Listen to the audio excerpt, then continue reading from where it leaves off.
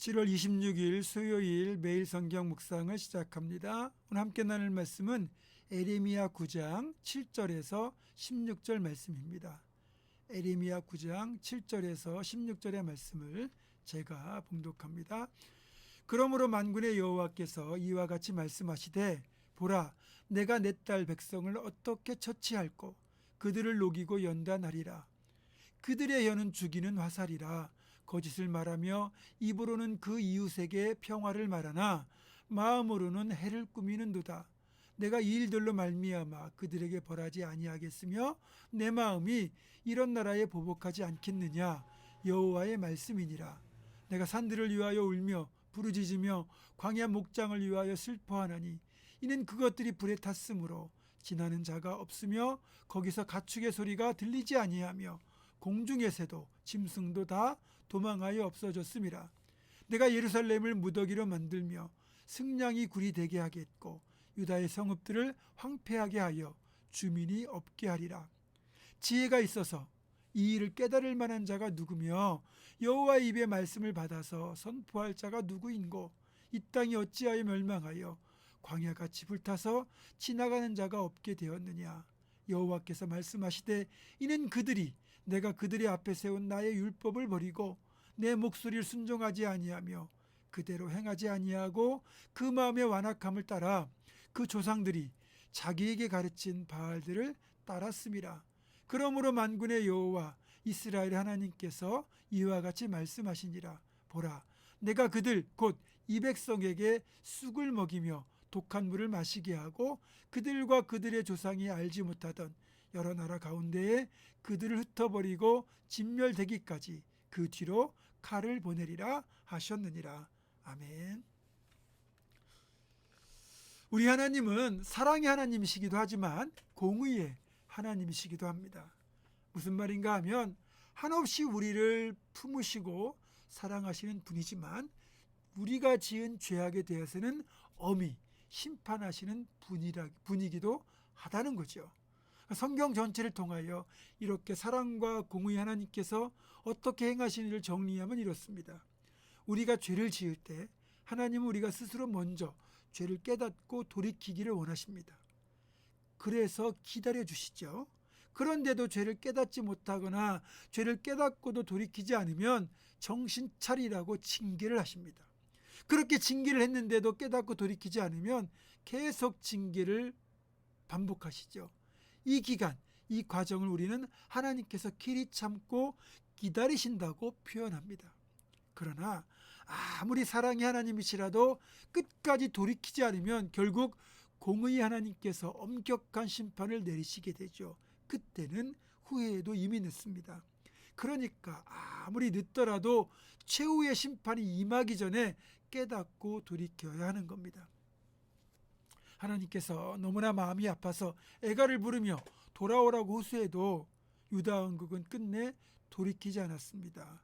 그렇다면 길이 참으시는 사랑의 하나님의 인내의 시간이 끝나는 것이고 결국 남게 되는 것은 준엄한 심판밖에 없는 겁니다. 이제 이런 하나님의 공의의 심판이 임할 것을 오늘 본문에서 선포하고 있습니다. 7절입니다. 그러므로 만군의 여호와께서 이와 같이 말씀하시되 보라, 내가 내 딸 백성을 어떻게 처치할꼬. 그들을 녹이고 연단하리라.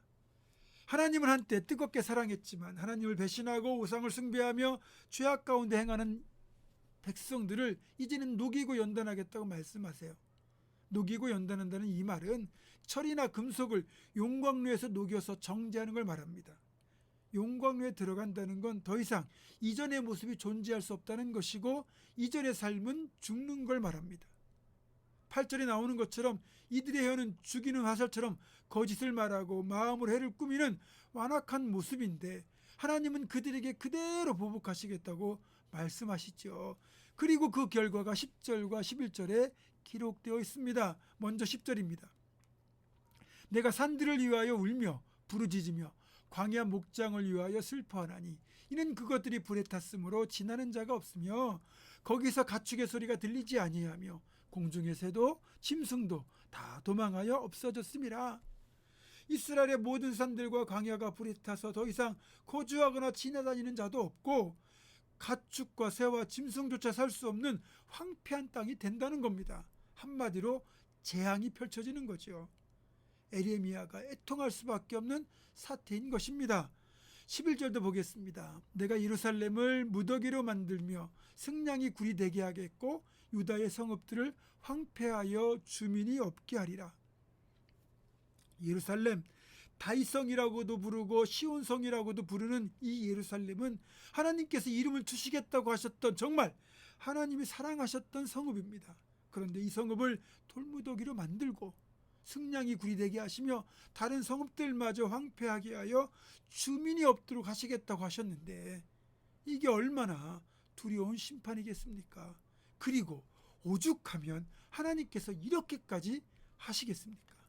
이어지는 12절에 16절은 그렇게 하시는 심판의 이유가 기록되어 있습니다. 핑계 없는 무덤이 없는 것처럼 이유 없는 심판은 없습니다. 13절과 14절에 바로 그 심판의 이유가 잘 나타나 있는데요. 정리하면 이스라엘 백성들, 유다 왕국이 하나님의 율법을 버리고 하나님의 목소리를 순종하지 않았다는 것, 또 그 마음의 완악함을 따라 바알 우상을 따라갔다는 겁니다. 이게 심판의 대표적인 이유들입니다.